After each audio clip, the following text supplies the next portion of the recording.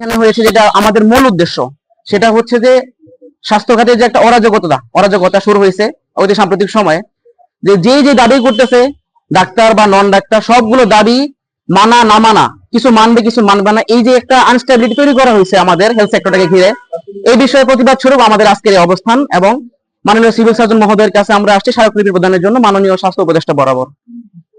আজকে যে আমরা এখানে একত্রিত হয়েছি, আমাদের মূল উদ্দেশ্য হচ্ছে 5টা দাবি, এবং দাবিগুলো যদি এভাবে বলি যে এমবিবিএস এবং বিডিএস ব্যতীত অন্য কেউ বা কোনো সংস্থা বা কোনো ব্যক্তি ডাক্তার পদে ব্যবহার করতে পারবে না। এটা একদম পরিষ্কার ধারণা। এটা হচ্ছে আমাদের সবার প্রথম যে দাবিটা সেটা। 2 হচ্ছে ডিএমডিসি এর বিরুদ্ধে করা স্যাকমো এবং ডিএমএফ এবং আদার্স যে যারা কুয়াক আছে ওদের যে রিটটা করা হয়েছে এটা বাতিল করতে হবে।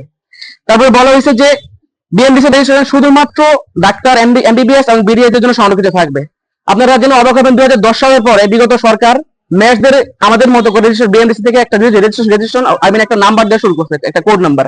এজ এ রেজাল্ট আমার গ্রামের মানুষ বলেন, ইভেন মোটামুটি শিক্ষিত মানুষ যারা আছে এরা কিন্তু আজকে বুঝতে পারতেছে না কে আসল ডাক্তার, কে নকল ডাক্তার, কে ডিএমএফ, কে এমবিবিএস।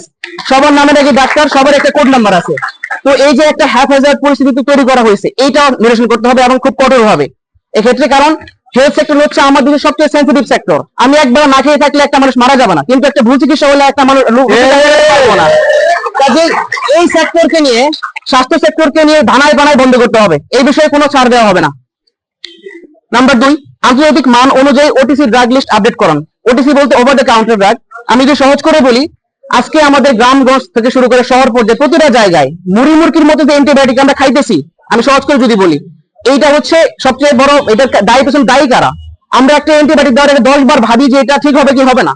আর দেখা যাচ্ছে ধুম অ্যান্টিবায়োটিক 3 থেকে 4টা অ্যান্টিবায়োটিক একজনকেই, মানে টোটালি আননেসেসারি দিতেছে। এজ এ রেজাল্ট ডাক্তার আজকে যখন একটা রোগী অসুস্থ হয়ে আমরা একটা এমবিবিএস বা বিডিএস ডাক্তারের কাছে আসতেছে, আমরা ওনার অ্যান্টিবায়োটিক রেজিস্ট্যান্স চেক করে দেখতেছি উনি সব ড্রাগের প্রতি রেজিস্ট্যান্স, অথচ উনি না পাচ্ছে কোনো ট্যাবলেটই চিনে না। এটা সম্ভব? এর পিছনে কারা দেয় এগুলো দেখতে হবে। প্লাস অ্যান্টিবায়োটিক দেওয়ার ক্ষেত্রে আমার ফার্মেসি যেগুলো আছে সেগুলোতে রেজিস্টার্ড ডাক্তার ব্যতীত কেউ যেন অ্যান্টিবায়োটিক প্রেসক্রাইব করতে না পারে, এটা এনশিওর করতে হবে। এটা ডাক্তারের সাথে না, এটা হচ্ছে আমার গ্রাম থেকে শুরু করে শহরের প্রতিটা মানুষের সাথে এই কথাটা বলা। কারণ আজবারে কাল যখন দেখবেন অ্যান্টিবায়োটিক কাজ করতেছে, এই দায়টা কার উপর পড়তে হবে? ডাক্তাররা কিছুই পারে না, তখন দোষটা হবে আমাদের উপরে, প্লাস রোগীর এদিকে অবস্থা সারা। তো এই বিষয়টা আমাদের এনশিওর করতে হবে। নাম্বার 3, স্বাস্থ্য খাতে চিকিৎসা সংকট নিরসনের লক্ষ্যে অনতিবিলম্বে 10,000 ডাক্তার নিয়োগ করতে হবে শূন্যপদ সাপেক্ষে।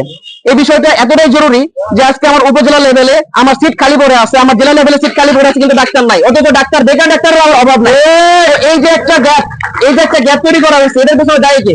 সরকারকে এই বিষয়ে কঠোর হতে হবে এবং অনতিবিলম্বে ফাঁকা সিটগুলো পূরণ করে 10,000 ডাক্তার নিয়োগ করতে হবে। এবং বিসিএস এ সবচেয়ে ইম্পর্টেন্ট, যেহেতু সাম্প্রতিক বিসিএস নিয়ে একটা ঘোষণা আসছে, বিসিএস এ ডাক্তারদের আবেদনের বয়স সীমা 32 থেকে 34 উন্নীতকরণ করতে হবে। কারণ আপনি যদি দেখেন একটা ছেলে অনার্স বা মাস্টার্স বা বিএসসি যাই করুক, তারা 4 বছরের মধ্যে তাদের গ্রাজুয়েশন কোর্সটা শেষ করতে পারে। বা দেখেন যে আমাদের 6 থেকে 7 বছর লেগে যায় কোনো কারণ সাপেক্ষে, বিভিন্ন কজের কারণে। তো এই বিষয়টাতে আমরা টাইমটা কম পাই। তো সবার সঙ্গে সমতা রেখে, আমরা কারোর চেয়ে বেশি যাচ্ছি না, সবার সঙ্গে সমতা রেখে আমাদের বিসিএস এর বয়স সীমা নির্দেশ করা হোক। নাম্বার 4, ম্যাথস ও নিম্নমানের মেডিকেল কলেজগুলো বন্ধ করতে হবে। দেখুন, ম্যাথস এর ফুল মিনিং হচ্ছে medical assistant training school, medical assistant not officer.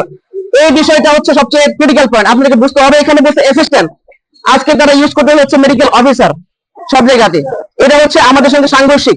এটা বলা যায় যে আমাদের গায়ের পোশাক ধরে টানাটানি করার মতো একটা অবস্থা, আমাদের লেবার ধরে আমাদের স্ট্যাটাস নিয়ে ছেলেমেলে খেলা। তো এটা হচ্ছে জনগণের মানুষের সাপেক্ষে হলেও, মানুষের ভালো কথা চিন্তা করে হলেও সরকারকে